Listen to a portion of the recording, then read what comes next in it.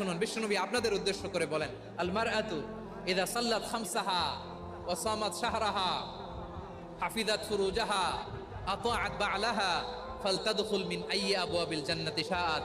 বিশ্বনবী বলেন, ও রমণীরা, ও নারীরা, যে সমস্ত নারী এই চারটা কাজ করবে, এই চারটা কাজের গ্যারান্টি দিবে, তাদেরকে জান্নাতের 8টা দরজার গ্যারান্টি দেয়া হবে। কি চারটা কাজ? এক নাম্বার, আল মারআতু ইযা সাল্লাত খামসাহা, যে নারী 5 ওয়াক্ত নামাজ পড়ে। কি করে? জেলা স্টেডিয়ামে অবস্থানরত আমার নারীরা, বোনেরা, বিশ্বনবী আপনাদেরকে 4টা কাজের কথা বলেছেন, খুব বেশি না। 4টা করলে 8 জান্নাতের দরজা সব খোলা। কোনটা দিয়ে যাবে?